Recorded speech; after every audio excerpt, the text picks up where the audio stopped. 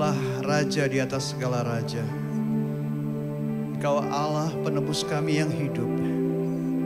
Kami bersyukur ya Tuhan, Roh-Mu ada di tengah-tengah kami. Dan kami percaya di mana ada Roh Allah, di situ ada kemerdekaan. Kerajaan-Mu datanglah ya Tuhan. Kehendak-Mu jadilah di tempat ini seperti di surga. Kami siap untuk menerima kebenaran firman-Mu. Di dalam nama Tuhan Yesus Kristus kami berdoa dan mengucap syukur. Mari yang percaya dan siap menerima kebenaran firman Tuhan, kita katakan bersama-sama. Amin, amin. Kita berikan tepuk tangan buat Tuhan Yesus yang baik. Puji Tuhan, beli es puter di daerah Sunter. Kasih selasi, rasanya tidak terbayang. Paling senang di Grow Center, penuh kasih dan sayang. Amin. Puji Tuhan. Setelah kita belajar di bulan Juli mengenai identitas seorang murid, dan di bulan Agustus ini kita belajar tentang tugas seorang murid. Di ibadah raya yang pertama, Pastor Andi menyampaikan pesan bahwa tugas seorang murid adalah fokus. Fokus pada Yesus. Fokus pada Yesus artinya fokus pada perintahnya. Dan perintah Tuhan adalah menuntaskan amanat agung. Kita juga berada di bulan Agustus, yaitu bulan kemerdekaan Negara Kesatuan Republik Indonesia yang ke-78. Sebagai suatu bangsa, yes, Indonesia sudah merdeka. Tapi pertanyaannya adalah, apakah bangsa ini sudah merdeka sesungguhnya dari dosa? Belum. Apakah bangsa ini sudah bebas dari korupsi? Belum. Untuk menuntaskan amanat agung ini, hambatan pasti ada. Tapi kebenaran ini harus diberitakan. Karena kemerdekaan itu karena kebenaran itu sendiri. Amin.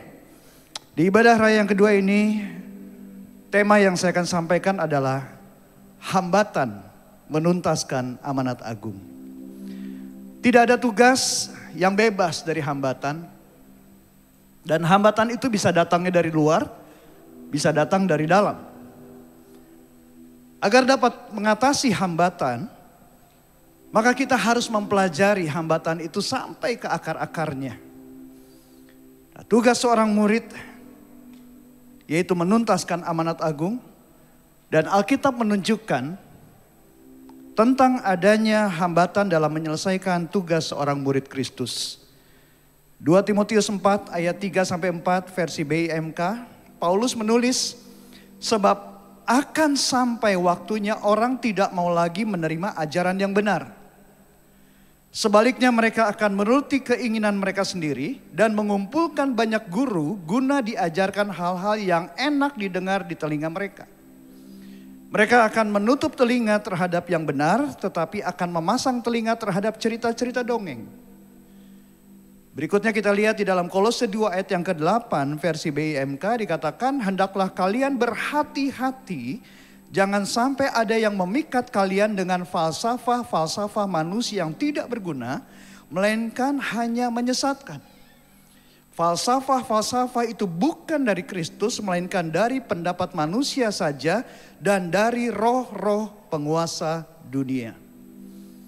Alkitab menunjukkan bahwa biang keladinya di sini adalah roh-roh penguasa dunia.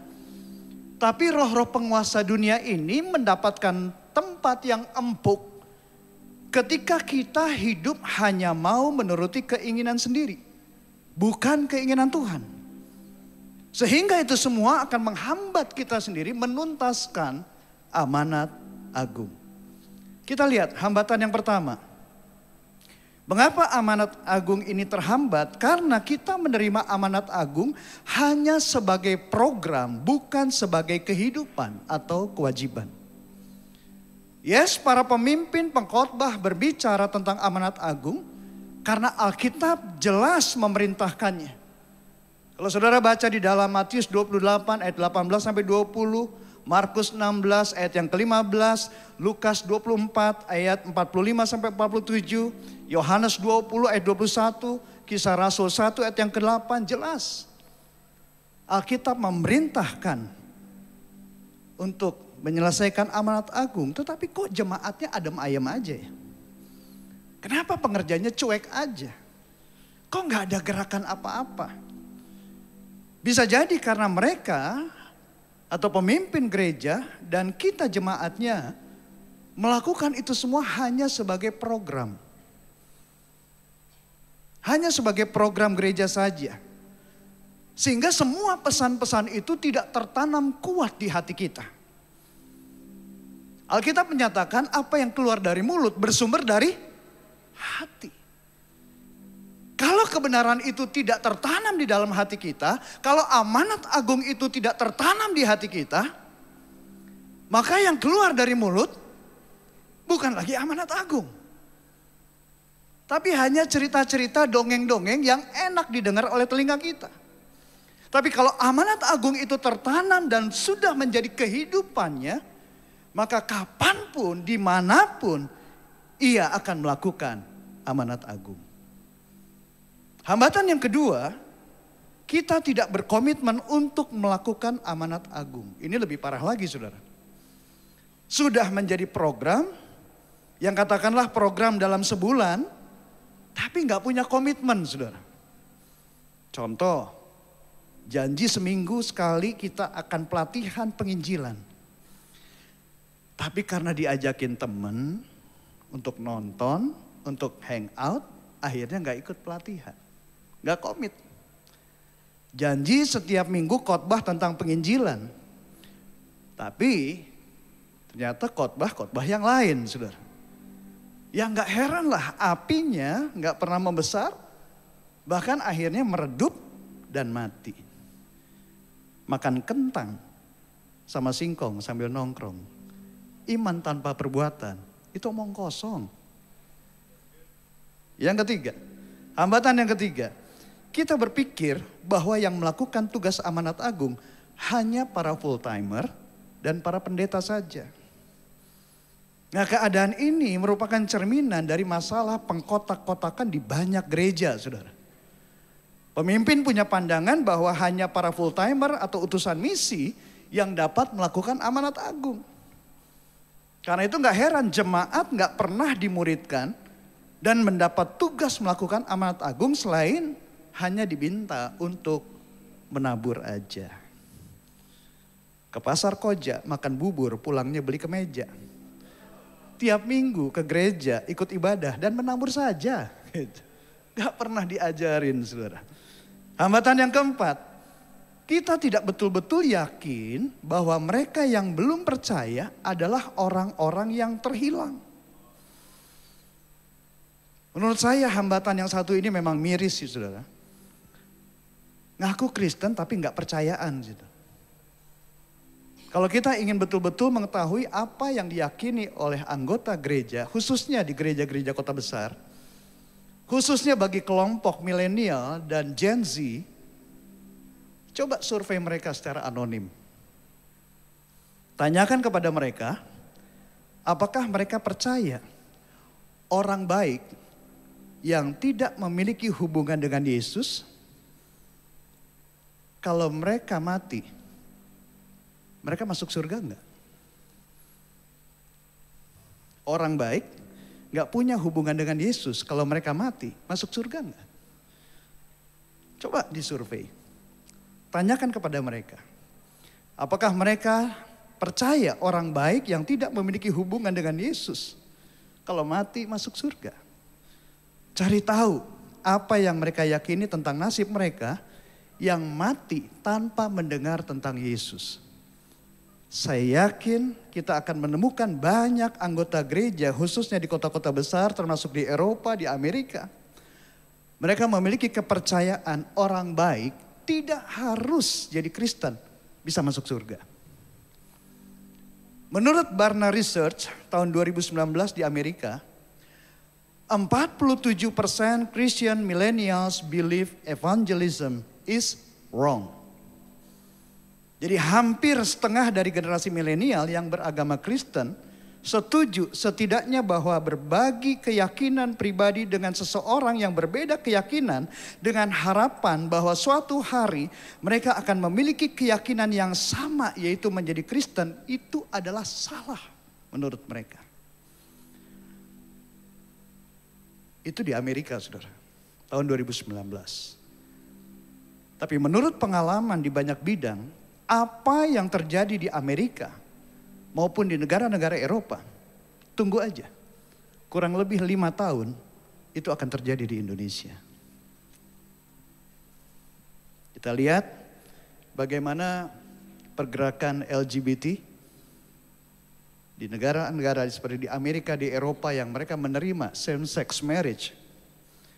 Apa yang terjadi di Indonesia hari-hari ini?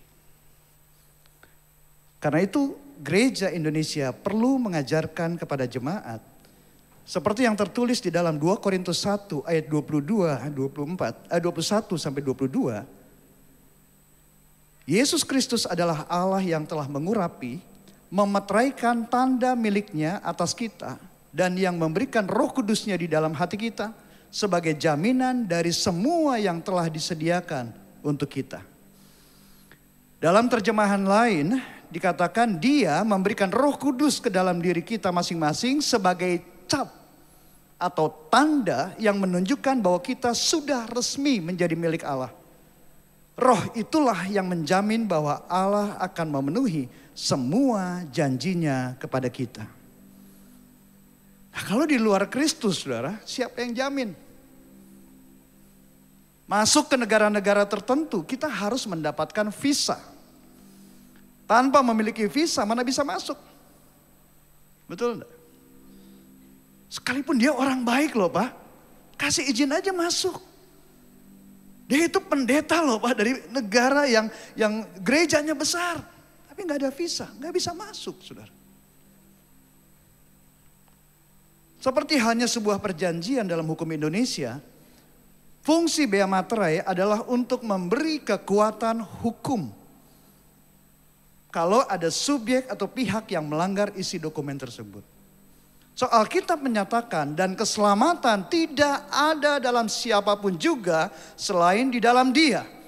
Sebab di bawah kolong langit ini tidak ada nama lain yang diberikan kepada manusia yang olehnya kita diselamatkan. Nama siapa yang menyelamatkan kita? Nama siapa yang menyelamatkan kita? Beli kue sus di Mampang Perapatan, pulangnya lewat Keramat Jati. Hanya di dalam Yesus ada keselamatan yang pasti. Kita berikan tepuk tangan buat Tuhan Yesus yang baik.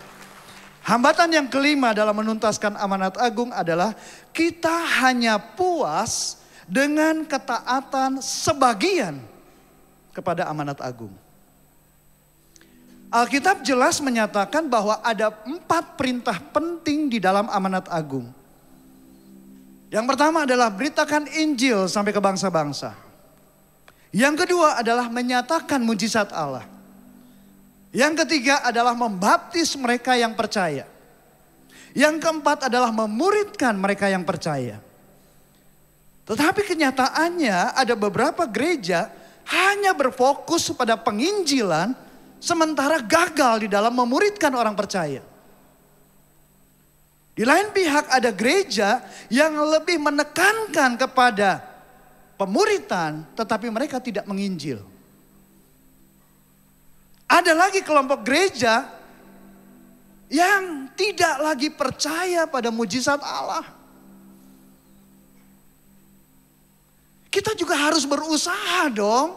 Kita kan punya otak, gak lagi percaya pada kuasa Roh Kudus yang supranatural itu. Akhirnya kita hanya puas dengan ketaatan sebagian kepada amanat agung. Sebagai mahasiswa, agar saudara bisa lulus sebagai sarjana, di akhir masa kuliah saudara kan harus buat skripsi, betul? Dan harus mengikuti sidang skripsi. Kalau lulus, sah jadi sarjana. Di dalam sistematika penulisan skripsi, Ada bab 1 pendahuluan, betul ya? Ada bab 2 landasan teori. Ada bab 3 metode penelitian. Ada bab 4 hasil penelitian dan pembahasan. Ada daftar pustaka juga. Saya mau tanya sama saudara. Kalau saudara cuma ngerjain bab 1 dan langsung ke bab yang keempat.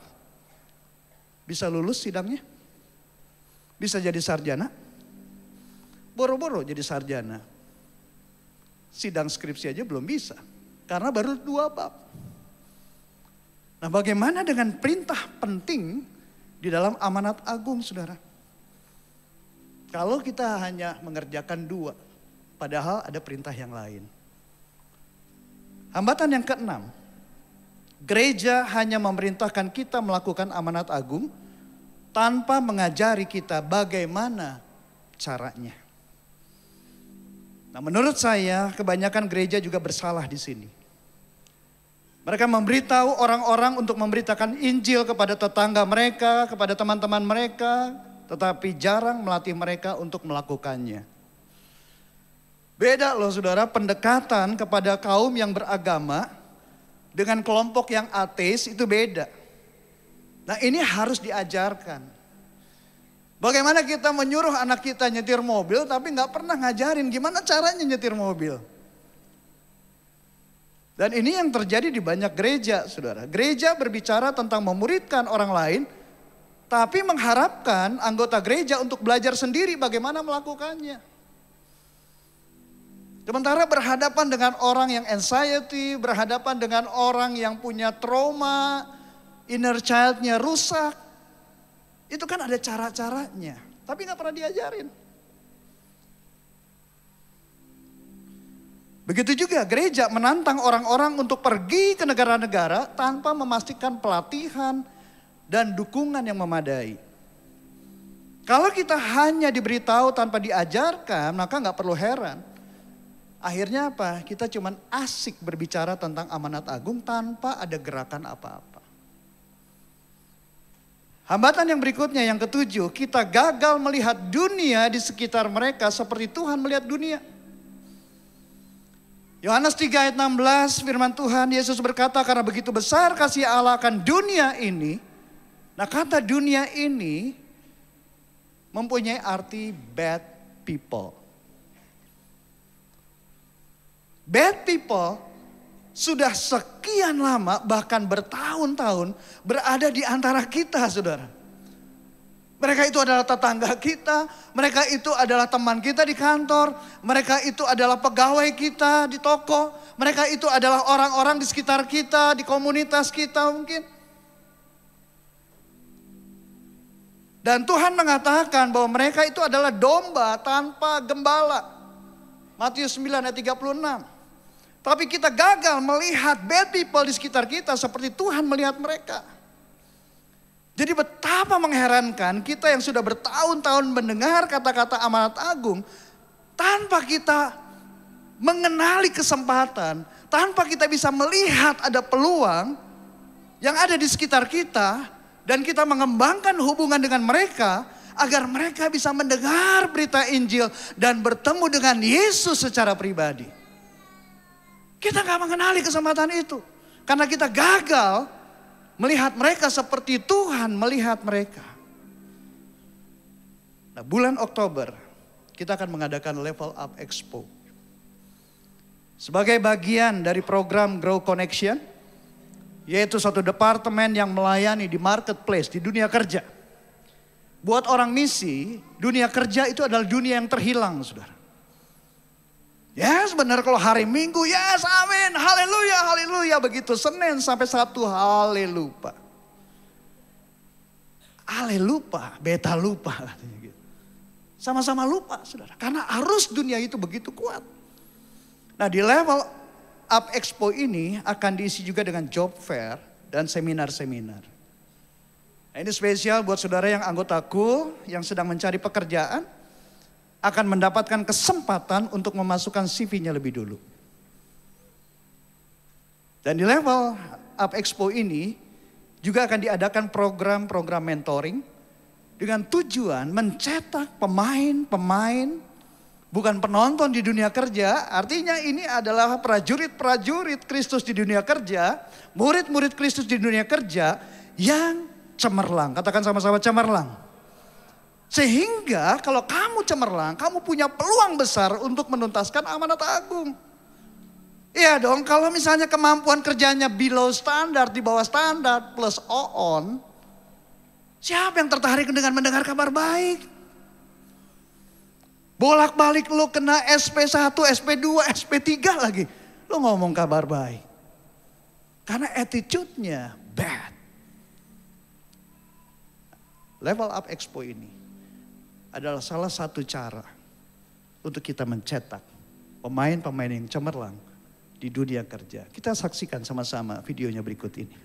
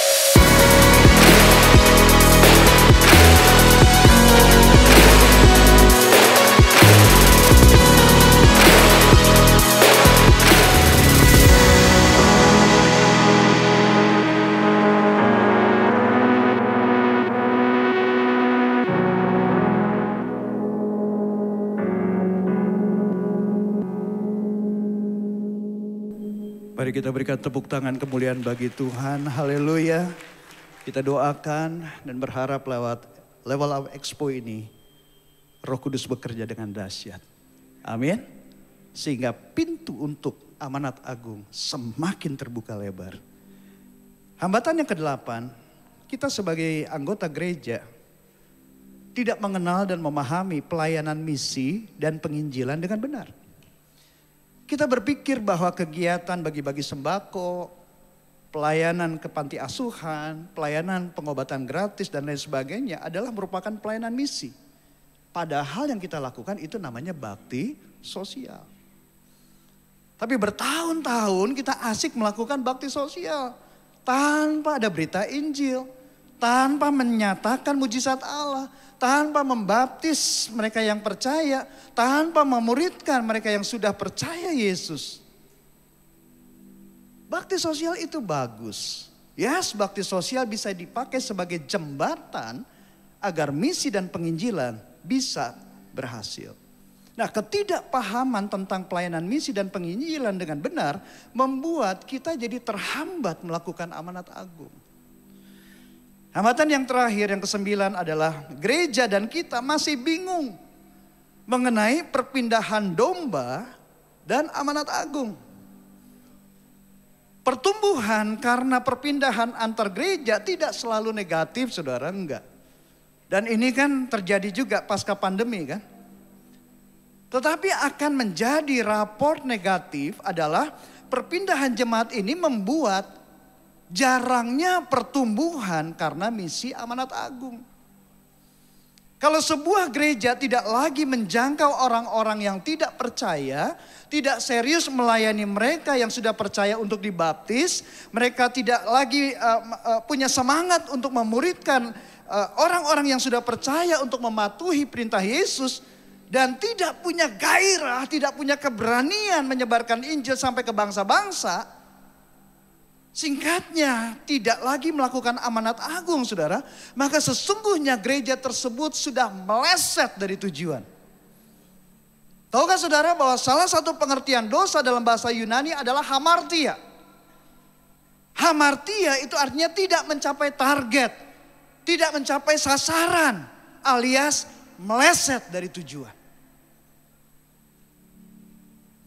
So apa yang harus kita lakukan supaya kita jangan sampai menjadi gereja yang meleset dari tujuan?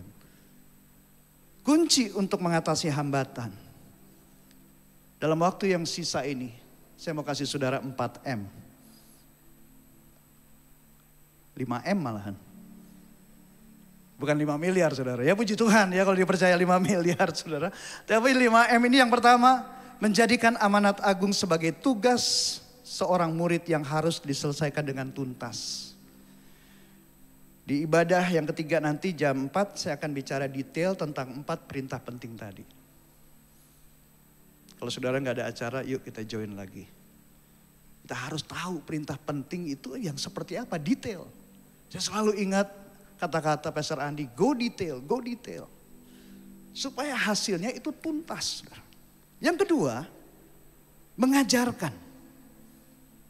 Amanat agung ini harus diajarkan. Amsal 19 ayat yang kedua katakan, tanpa pengetahuan kerajinan pun tidak baik. Saudara rajin beribadah. Ibadah jam 1, saudara jam setengah 1, jam 12 udah hadir rajin, itu bagus. Tapi tanpa pengetahuan, firman Tuhan katakan, tidak baik. Tidak baik. Dari mana kita berpengetahuan? Karena kita belajar. Oh kita tahu, berarti kalau saya ke gereja hari Minggu, selain saya belajar firman Tuhan, saya juga harus dimuridkan. Saya tidak tahu bagaimana saudara sudah dimuridkan atau belum.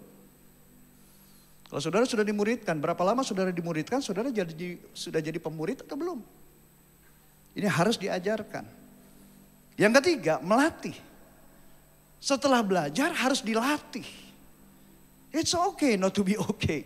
Gak apa-apa kalau salah juga. Tapi dilatih supaya kita terampil. Yang keempat, mengutus mereka. Para cool pastor, udah ajar mereka, udah melatih mereka, utus mereka. Sebab iman tanpa perbuatan adalah mati. Dan yang kelima adalah melakukan dengan konsisten. Konsisten ini adalah kunci keberhasilan sebuah misi. Dan inilah yang kita lakukan di Grow Center ini. Kalau bulan lalu saudara menyaksikan beberapa kali dan di depan juga ada program Alpha. Ini adalah salah satu cara kita bukan hanya ngomong tentang amanat agung, tapi kita juga belajar untuk mengajarkan, melatih, dan mengutus.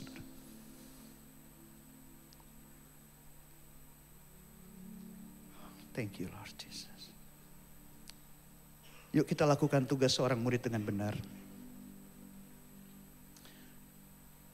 Saya merasakan kuasa kasih Roh Kudus sedang mengalir saat ini. Kolose 4 ayat 17. Versi TSI. Saya undang Gustaf dan teman-teman boleh naik ke panggung. Tuhan katakan, perhatikanlah baik-baik supaya kamu menyelesaikan tugas yang diberikan kepadamu sebagai pelayan Yesus, penguasa kita.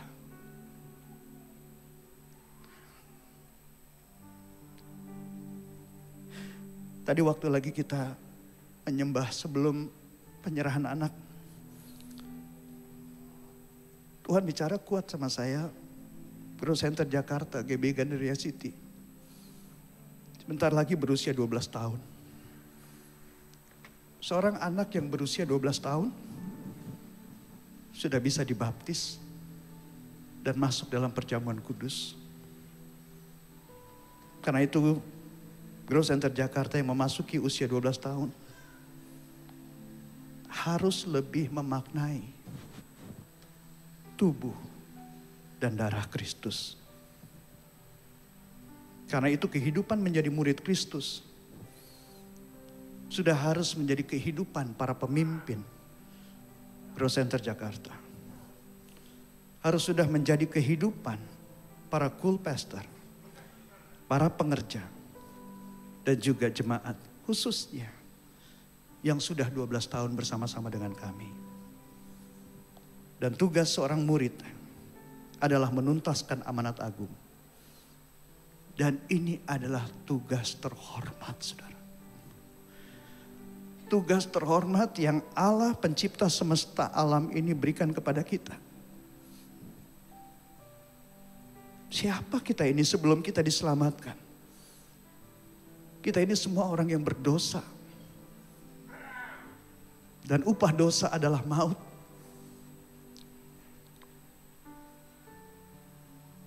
Tapi karena kasih karunia kita diselamatkan oleh Tuhan. Tapi pandanglah saudara di luar, ada banyak orang-orang yang di sekitar kita. Yang di luar sana yang terhilang. Mereka adalah keluarga kita, mereka adalah teman kita. Mereka mencari keselamatan. Mereka berseru-seru mencari keselamatan. Sementara kita yang di sini menerima keselamatan, kita sudah tahu dan mengenal juru selamat yang benar, yaitu Yesus Kristus. So hari ini saya ingin mengajak saudara yang hadir di sini, maupun yang menyaksikan lewat online. Mari yang belum menerima keselamatan dari Tuhan, di dalam nama Yesus, ini adalah waktunya saudara menerima. Pintu surga sedang terbuka buat saudara. God love you so much. Dan buat kita yang sudah menerima keselamatan, yuk kita bersama-sama untuk menuntaskan amanat agung. Mari kita bangkit berdiri sama-sama. Kita naikkan penyembahan ini dan biarlah menjadi doa kita. Ku tahu hidupku adalah penyembahan. Kau ciptakanku dalam kemuliaan-Mu.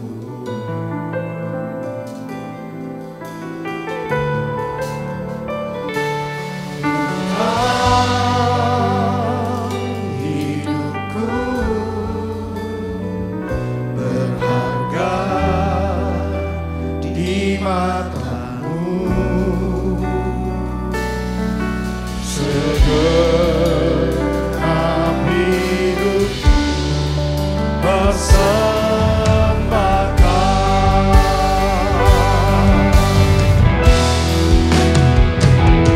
Ku tahu hidupku adalah penyembahan. Kau ciptakanku dalam kemuliaan-Mu.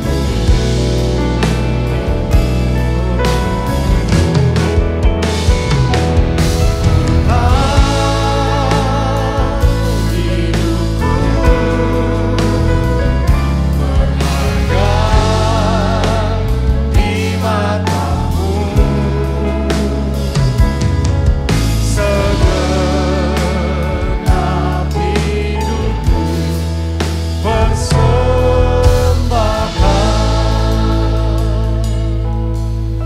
Firman Tuhan berkata, serahkanlah hidupmu sebagai persembahan yang hidup, yang kudus dan berkenan pada Tuhan.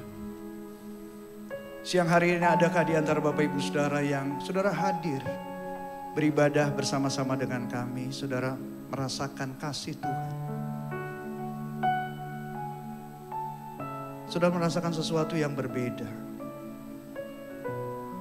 Ada sesuatu yang membuat hati saudara damai. Padahal saudara belum pernah sama sekali menerima Yesus sebagai Tuhan dan Juru Selamat secara pribadi. Tapi hari ini, kalau saudara mau membuka hati untuk menerima Yesus untuk pertama kali dalam hidup saudara, mari angkat tangan kananmu, tangan kiri letakkan di dada. Saya ingin berdoa buat saudara. God love you so much. God love you so much. Ikuti doa saya. Tuhan Yesus, saya bersyukur saya dikasihi oleh Tuhan. Saat ini saya mau membuka hati saya untuk menerima Tuhan sebagai juru selamat saya secara pribadi. Ampuni dosa saya Tuhan. Ampuni segala pelanggaran saya. Dan jadilah raja dalam hidup saya. Terima kasih Tuhan. Di dalam nama Tuhan Yesus Kristus, saya berdoa dan mengucap syukur.